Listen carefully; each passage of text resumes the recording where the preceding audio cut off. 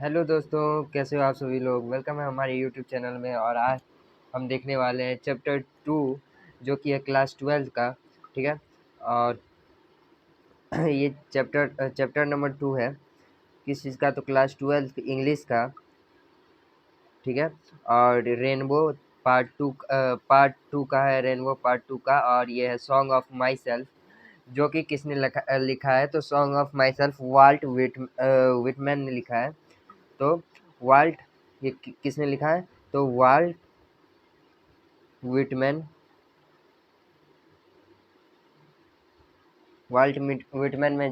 जी ने लिखा है। तो चलिए इनके बारे में पढ़ते हैं। ठीक है।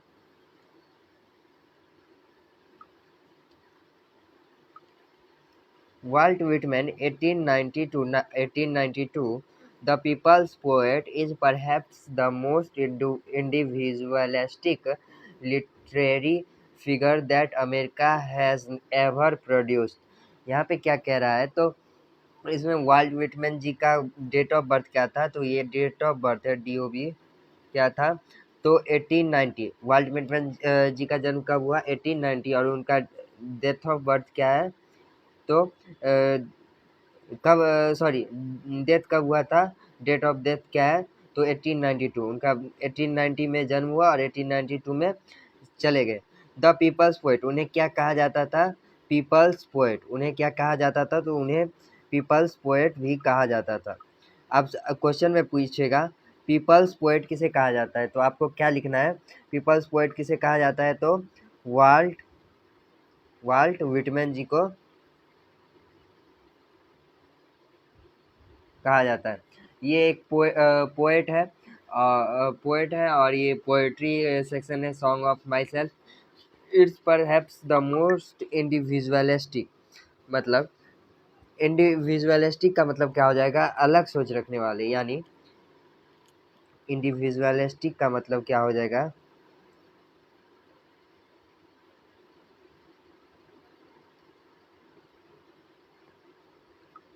अलग सोच रखने वाले। इंडिविजुअलिस्टिक का मतलब क्या हो जाएगा? तो अलग सोच रखने वाले। सॉरी, यहाँ पे अलग होगा। ठीक है, इसे ठीक कर लीजिएगा। उन्हें अलग सोच रखने वाले को क्या कहा जाता है? इंडिविजुअलिस्टिक। ठीक है। Literally figure America has ever produce, मतलब अब तक जो अमेरिका ने प्रोड्यूस किया है उस सब में वो सबसे अलग सोच रखने वाले आदमी थे। ठीक है। He began working as a carpenter, उन्होंने अपना शुरुआती काम किससे शुरू किया?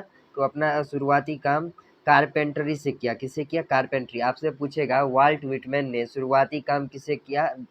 बिगेन वर्क किससे किया? तो कारपेंटर से किया। यानी वो पहले क्या थे? तो बढ़ई थे। कारपेंटर का हिंदी क्या हो जाएगा?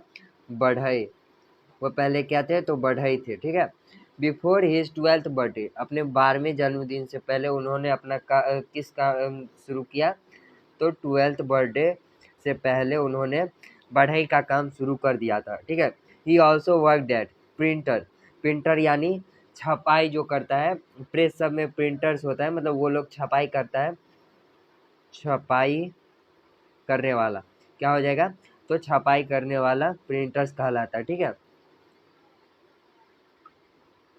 तो वो पहले क्या थे? तो एक प्रिंटर थे, फिर उसके बाद क्या थे? टीचर थे और editor and was volunteer nurse.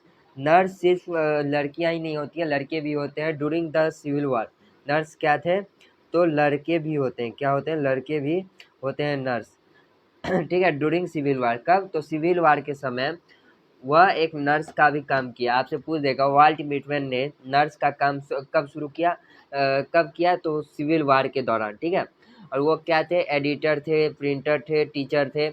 आपसे पूछेगा कि एडिटर, प्रिंटर, टीचर कौन थे? तो आपको बताना है वाल्ट विटमैन। या फिर आपसे पूछेगा कि वाल्ट विटमैन इसमें से क्या थे? तो कारपेंटर, टीचर, एडिटर और एक वुड कटर, या फिर कुछ भी दे देगा। या फिर आपको दे देगा कि कुछ भी इस जगह पे दूसरा कोई दे देगा, तो आपको वो ऑप्शन टिक मारना है कि वो नहीं थे। ठीक है। तो चलिए आगे बढ़ते हैं। Walt Whitman's poetry, all of his, which is collected in Leaves of Grass. आपसे पूछ देगा कि वाल्ट विटमन का पोएट्री किसमें कलेक्टेड था, तो लीव्स ऑफ ग्रास। किसमें था, तो leaves of grass, leaves of grass में था। किसमें था, तो लीव्स ऑफ ग्रास में। Walt Whitman poetry of all which is collected, मतलब सभी पोएट्री जो था उसमें लिव्स ऑफ ग्रास में कलेक्टेड था। Is known for its free rhythm. Free rhythm मतलब फ्री लय। रिदम का हिंदी क्या होता है, तो रिदम का हिंदी होता है लय, ठीक है। एंड लैक ऑफ रिदम, लय की कमी, लय की कमी, लय की कमी। देखिए उसमें बहुत सारे उसमें रिदम्स भी, मतलब लय भी थे और लय की कमी भी थी। Whitman first publish at it his own expense in 1855।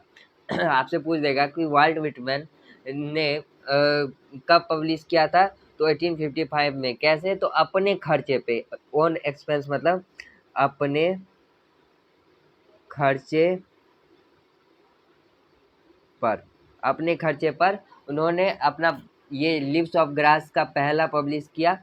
कब, तो 1855। However the free form of the poem and the joyful dedication to the importance of individual were not well received at first। मतलब however, जैसे इनके द्वारा free form मतलब खुली रूप से बात करना, कोई सेंसर यानी फिर कोई भी बीच में कतर वतर नहीं, या फिर कोई भी ऐसा नोक झोंक या फिर कुछ हुआ बहुत गलत चीज़ को अच्छे तरीके अच्छा उसको बताया जाता है, तो वो सब उसमें नहीं था। वो एकदम फ्रीली बात करते थे। उनका पोएम फ्री था। एंड द जॉयफुल डेडिकेशन यानी उत्साहपूर्वक या फिर इंजॉय करने लायक था। To the importance of the individual मतलब अपने आप को मतलब खुद पे विश्वास करना। इंडिविजुअल मतलब खुद पर विश्वास करना होता है। वेर नोट वेल रिसीव, अभी तक रिसीव नहीं हुआ था इससे पहले, ठीक है। In fact his collection of poems cost Whitman his job, मतलब उनका जो ये पोएम का कलेक्शन था उनको उनकी इसके कारण नौकरी भी गंवानी पड़ी। आपसे पूछ देगा किनका पोएट्री जो रिलीज हुआ था तो उनका जॉब ले गया था, तो आपको क्या टिक लगाना है, तो वाल्ट विट्समैन, ठीक है। वाल्ट विट्समैन का जो पोएट्री रिलीज हुआ था तो वो उनका जॉब भी ले गया था। Was taken to be obscene मतलब उनका जॉब खतरे में आ गया और उनको जॉब छोड़ना पड़ा या फिर जॉब से निकाल दिया।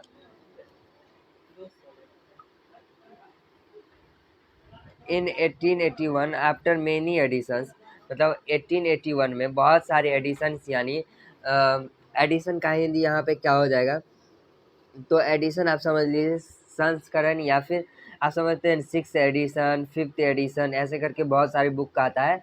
टाइम टाइम पे एडिशन बढ़ता जाता है, या फिर उसमें कुछ गलत हुआ या फिर सही हुआ उसे बदलते बदलते वो एडिशन उससे बढ़ता जाता है।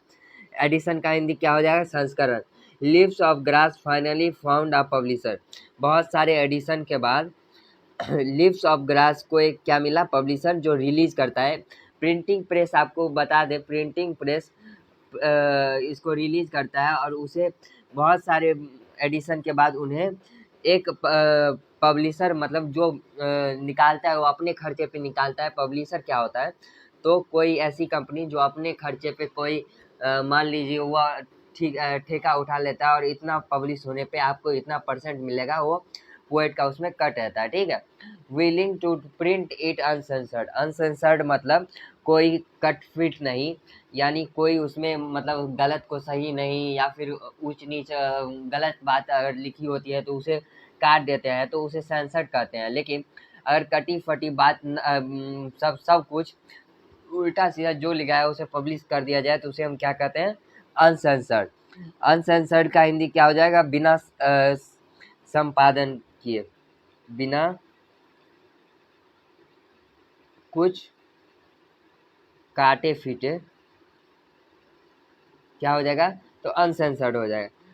Transitions of this collection were enthusiastically, यानी इसका हिंदी क्या हो जाएगा, सॉरी इसका हिंदी क्या हो जाएगा आपका?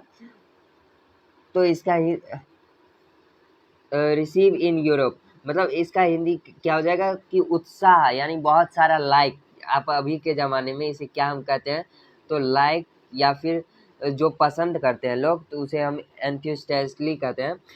Translation of collection were receive in Europe, मतलब जब यूरोप में इसका ट्रांसलेट करके पब्लिश किया गया, तो वहाँ पे वह उसे बहुत उत्साहपूर्वक इस लिप्स ऑफ ग्रास को पढ़ा गया। But Whitman remained relatively unpraised in America, unappreciated in America, sorry appreciated मतलब अनएप्रिसिएटेड का हिंदी क्या हो जाएगा, तो कम सराहा गया। इसका हिंदी क्या हो जाएगा? कम सराहा गया, यानी इसका मतलब हो जाएगा यूरोप में तो उसे बहुत अच्छा कहा गया इस किसको, तो लिप्स ऑफ ग्रास जो इसे पब्लिश किया गया वो कंपनी के द्वारा, तो ये बहुत लाइक्स पाई, यानी लोगों को ये बहुत अच्छा लगा। पर अमेरिका में ये उनको अच्छा नहीं लगा, अमेरिका के लोगों को ये अच्छा नहीं लगा। ठीक है, आगे पढ़ते हैं। It was only after his death, जब वो डेथ कर गए, आई मीन वो मर गए, तो उनको अमेरिका में भी अब बहुत सारा अप्रिसिएशन मिलने लगा। That he could win appreciation in America for his original and innovative expenses of America individualism, यानी जब कौन मर गए, वाल्ट विट्समैन, तब उन्हें अप्रिसिएशन यानी लाइक्स, अभी हम कहते हैं लाइक्स, यानी उन्हें अब उनके बुक्स जो की है लिव्स ऑफ ग्रास का को पसंद किया जाना लगा। कहाँ? तो अमेरिका में उनके किनके मरने के बाद, वाल्ट विटमैन के मरने के बाद अमेरिका में भी उन्हें बहुत उनके बुक को पसंद किया गया। ओरिजिनल फॉर्म जो बिना कटे फटे रिलीज हुआ था। ठीक है, his important works include leaves of grass 1855 and drum taps, यानी 1866। उनके दो प्रमुख रचनाएं या फिर निष्कासित की गई कामें क्या है, तो लिव्स ऑफ ग्रास कब रिलीज हुआ, तो 1855 में। कब रिलीज हुआ, तो 1855 में रिलीज हुआ। And drum taps 1866, drum taps कब रिलीज हुआ, तो 1866 में रिलीज हुआ। यहाँ तक आपको पसंद आ रही होगी तो एक लाइक कर दीजिए। ठीक है, अब चलिए आगे बढ़ते हैं।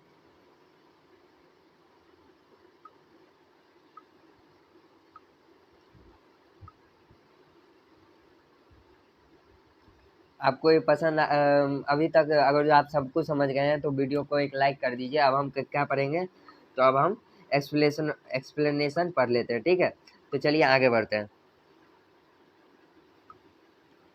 आई celebrate myself and Singh my self, यहाँ पे वाल्ट विट्समैन जो है वह क्या कहते हैं कि आई सेलिब्रेट माई सेल्फ, यानी and sing myself, and what I assume you shall assume, for every atom belonging to me as God belong to you। मतलब मैं खुद को सेलिब्रेट, यानी सेलिब्रेट का हिंदी क्या हो जाएगा, तो आनंदित मानना, यानी आनंद लेना। अभी देखते हैं कि बर्थडे सेलिब्रेशन होता है, ये सब होता है, तो यही कह रहे हैं आई सेलिब्रेट माई सेल्फ, मतलब मैं खुद आनंद लेता हूँ, यानी लाइफ को अच्छे से जीता हूँ। एंड सिंग माई सेल्फ, मैं खुद से गाता हूँ। सिंग माई सेल्फ क्या हो जाएगा, तो मैं खुद से गाता हूँ और खुद को सेलिब्रेट करता हूँ, मतलब खुलकर जीना। यहाँ पे सेलिब्रेट का मतलब क्या हो जाएगा, खुलकर जीना, खुल कर जीना क्या हो जाएगा, खुलकर जीना हो जाएगा। ठीक है, I celebrate myself, sing myself, and what I assume you shall assume. Assume का हिंदी क्या हो जाएगा, तो एज्यूम का हिंदी हो जाएगा मान लेना। एज्यूम का हिंदी क्या हो जाएगा, मान लेना। यहाँ पे वाट विट्समैन क्या कहते हैं, आई एज्यूम यू शैल एज्यूम, मतलब मैं जो मानता हूँ खुद को, आपको भी क्या मानना है, वही मानना है। ठीक है, मैं जो खुद को मानता हूँ वही सेम चीज आपको भी मानना है। For every atom belonging to me as god belonging to you, जो एटम मुझ में बिलोंग करता है, एटम यानी अणु, एटम यानी क्या हो जाएगा, तो अणु हो जाएगा, ठीक है। Belonging to me, atom belonging to me हो जाएगा वह कण जिससे कवि का निर्माण हुआ है। मतलब कवि का निर्माण कवि किससे हुआ है, तो सेल। सेल क्या होता है, आप में भी है, हम में भी है। सेल से मिलके टिश्यू बना है, ठीक है। टिश्यू से मिलके ऑर्गन बना है, ऑर्गन मिलके ऑर्गन सिस्टम बना है। तो वही कवि जो कहते हैं कि जो एटम मेरे में है यानी सेल, वो भी एटम भी आप में भी है। आई सेलिब्रेट माई सेल्फ, मैं जिस तरह अपने आप को सेलिब्रेट करता हूँ, मानता हूँ, या फिर अपने खुद को खुलकर जीता हूँ खुद की ज़िंदगी, आपको भी क्या जीना है, खुल के जीना है। मैं खुद को गाता हूँ तो आपको भी खुद मतलब अपने मन में गाना है, आपको ने गुनगुनाना है, खुद को गाना है। यानी जो मन में आए वो अपना कीजिए। यानी हॉबी जो होती है, यहाँ पे कवि कह रहे हैं आप अपनी हॉबी को खुलकर जीजिए, लोग क्या कहेंगे इसके बारे में मत सोचिए। यहाँ पे कवि ये कहते हैं I shall assume you shall assume, मतलब मैं जो खुद के बारे में सोचता हूँ आपको भी उसी तरह सोचना है, क्योंकि जो सेल मेरे में है वो सेल आप में भी है, ठीक है। समझ गए, यहाँ तक समझ गए तो कमेंट में लिख दीजिए फर्स्ट स्टेंजा समझ गए। अब हम स्टेंजा नंबर 2 पे आ गए, ठीक है। यहाँ पे स्टेंजा 2 क्या कहता है, I loaf and invite my self soul. यहाँ पे सोल क्या हो जाएगा, तो सोल लोफ क्या हो जाएगा, लोफ का मतलब हो जाएगा यहाँ पे भटकना, ठीक है। यहाँ पे भटकना हो जाएगा and invite my soul. Soul का मतलब आत्मा हो जाएगा। आप लोग सुने होंगे उसका सोल मतलब, सोल मतलब आत्मा, ठीक है। आई लीन एंड लोफ, सोल का मतलब, लोफ का मतलब भटकना हो जाएगा,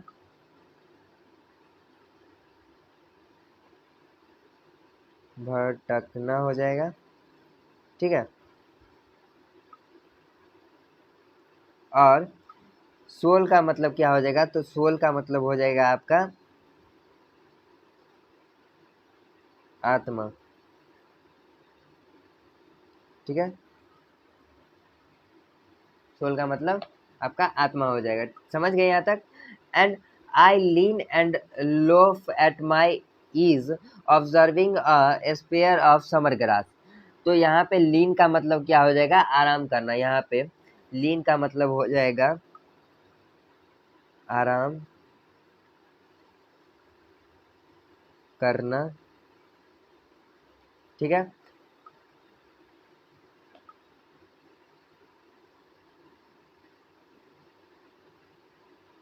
और लोफ का मतलब क्या हो जाएगा, तो यहाँ पे लोफ का मतलब मैंने आपको पहले ही बता दिया था कि भटकना हो जाएगा। And I observe spear, spear का मतलब क्या हो जाएगा, नोकदार घास। यानी स्पीयर का मतलब यहाँ पे क्या हो जाएगा, नोकदार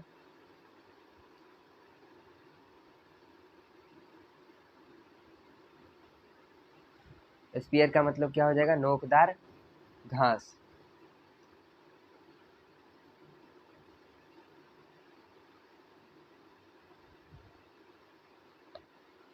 ठीक है।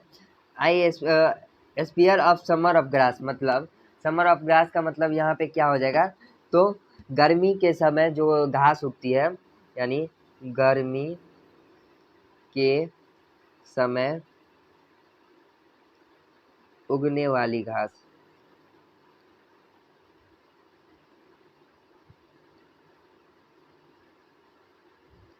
गर्मी के समय जो घास उगती है तो उसे क्या कहा जाता है, तो स्पीयर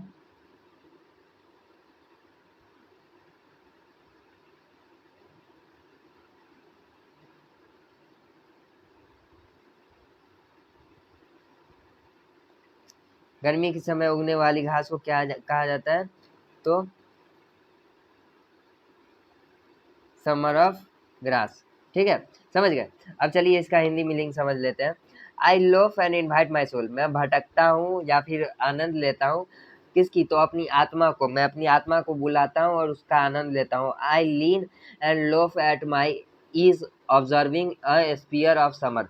स्पीयर ऑफ समर क्या हो जाएगा, तो स्पेयर ऑफ समर यानी गर्मी के समय उगने वाली नोकदार घास को क्या कहते हैं? Spare of summer. मतलब मैं लेटता हूँ उस जमीन पे और उसका आनंद लेता हूँ। किसका? जो गर्मी के समय जो नोकदार घास होती है उस पे मैं, कवि कहते हैं, मैं लेटकर और उसका आनंद लेता हूँ। ठीक है, आगे बढ़ते हैं फिर। My tongue every atom of my blood, my tongue every atom of my blood formed from the soil, the air, born here of parents, born here from parents, the same, their parents the same। यहाँ पे कवि क्या कहते हैं कि मैं जिस मिट्टी से बना हूँ, माई टंग एवरी एटम, मतलब मैं जिस मिट्टी से बना हूँ, मेरा जो खून है, मैं जिस मिट्टी से बना हूँ, फॉर्म फ्रॉम दिस सॉइल, इसी मिट्टी से। यहाँ पे फ्रॉम दिस सॉइल क्या हो जाएगा? यहाँ पे अपने अमेरिका की मिट्टी, अमेरिका की मिट्टी। वाल्ट विटमैन कहाँ के रहने वाले थे? तो अमेरिका के रहने वाले थे। तो वो कहते हैं कि जिस अमेरिका की मिट्टी से मैं बना हूँ, तो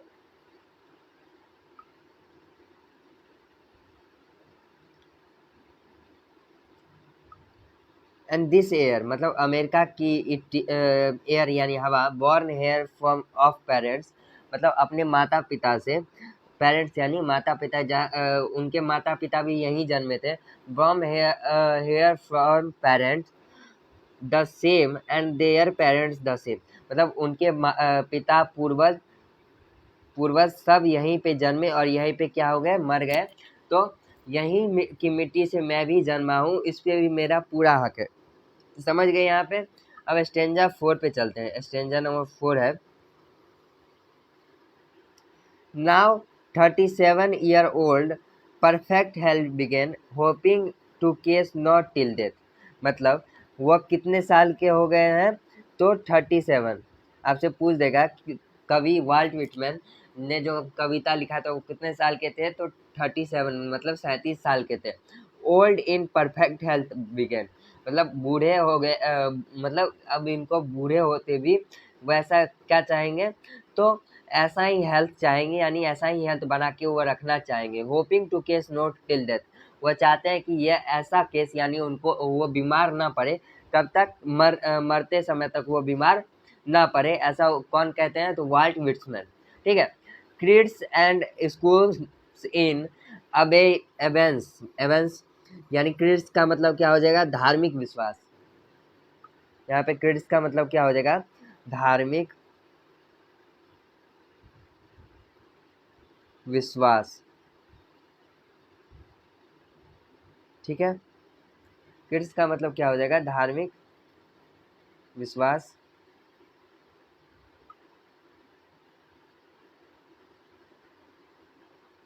यहाँ पे धार्मिक कर लीजिएगा, यहाँ पे क्या हो जाएगा?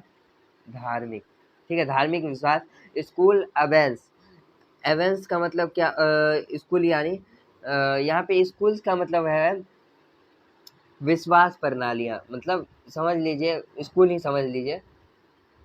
एवेंस का मतलब क्या हो जाएगा? तो अस्थाई रोग। एवेंस का मतलब यहाँ पे क्या हो जाएगा? अस्थाई रोग। एवेंस का मतलब हो जाएगा यहाँ पे अस्थाई रोग। ठीक है। रिट्रिंग बैक वाइल सफिशिएंट, सफिशिएंट मतलब पर्याप्त होना, सफिशिएंटेड मतलब क्या हो जाएगा? तो पर्याप्त होना। क्या हो जाएगा? तो सफिशिएंटेड मतलब पर्याप्त होना हो जाएगा। At what they are but never forgotten to, मतलब वो क्या कह रहे हैं कि ट्रेड्स एंड स्कूल्स इन अवेन, मतलब अस्थाई रोक। स्कूल और ट्रेड्स पर कभी अस्थाई रोक नहीं लग सकती। रिटायरिंग बैक वाइल सफिशिएंट, मतलब जो है वो क्या है? पर्याप्त है। They are but never forgotten, मतलब किसे नहीं भूल सकते हैं। टू आई हार्बर, हार्बर का मतलब क्या हो जाएगा? तो हार्बर मन में रखना हो जाएगा। हार्बर का मतलब क्या हो जाएगा? तो हार्बर का मतलब हो जाएगा मन में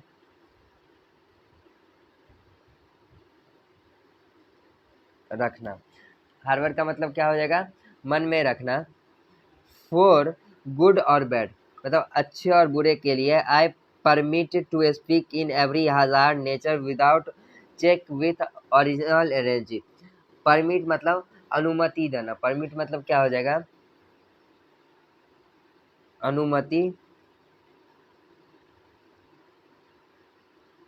देना। परमिट मतलब क्या हो जाएगा, अनुमति देना हो जाएगा।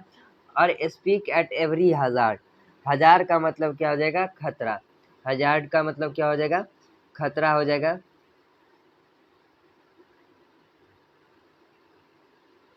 ठीक है। एवरी हजार नेचर विदाउट, नेचर यानी क्या हो जाएगा, प्राकृत। नेचर मतलब क्या हो जाएगा, प्राकृत। और चेक यानी चेक, यहाँ पे चेक का मतलब क्या हो जाएगा, यहाँ पे चेक का मतलब हो जाएगा रोक लगाना। चेक का मतलब रोक लगाना। चेक का मतलब क्या हो जाएगा, रोक लगाना। ठीक है।